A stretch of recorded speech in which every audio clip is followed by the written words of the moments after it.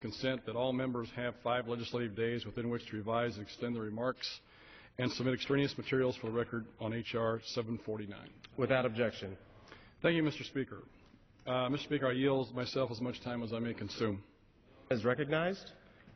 I rise today in strong support of H.R. 749, the Eliminate Privacy Notice Confusion Act. Businesses in Missouri are drowning in a sea of red tape and the never-ending regulatory onslaught that threatens a financial institution's ability to lend to consumers.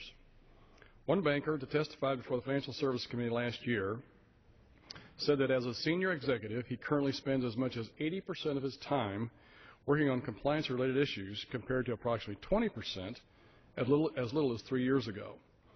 As he said in that hearing, every dollar spent on compliance is a dollar less that we have to lend and invest in the community we serve. Every hour I spend on compliance is an hour I could be spending with customers and potential customers, deposits, and making new loans. In the Financial Services Committee, we have heard from countless bankers and credit unions that the costs associated with complying with rules and regulations are ballooning rapidly and diminishing financial institutions' ability to lend, forcing them to raise the fees they charge for their customers for their basic services. The costs stemming from red tape vary, from managerial expenses for monitoring employees' compliance to printing and postage expenses to provide written disclosures to their customers. This bipartisan bill will help reduce the compliance burdens and confusion among consumers.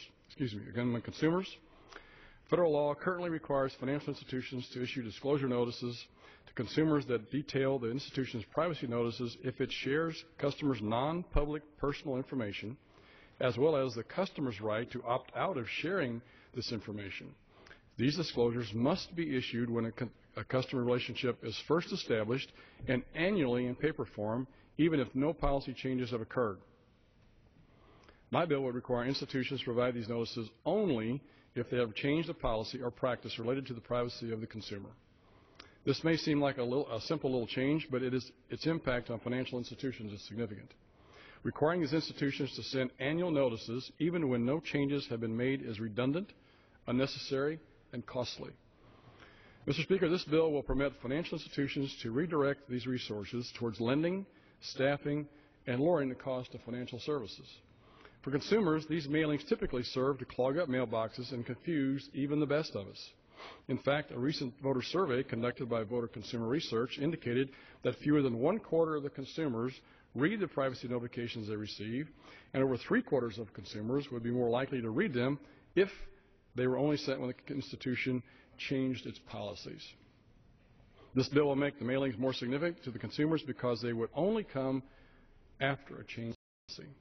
Let me reiterate, this legislation will only remove the annual privacy notice requirement if an institution has not in any way changed its privacy policies or procedures.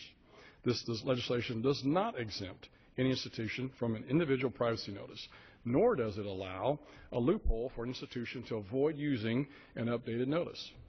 This language is not controversial, it does not jeopardize consumer privacy, and it does not exempt any institution from having to produce an initial or amended privacy notice. This legislation does eliminate millions of costly and confusing mailings. H.R. 749 enjoys broad support within the financial services industry, from credit unions and community banks to money center banks. And here in Congress, this bill is one of the few that both Republicans and Democrats can agree on. In fact, previous versions of this bill passed on a voice vote in both the 111th and 112th Congresses, with the most recent vote occurring just before this past Christmas.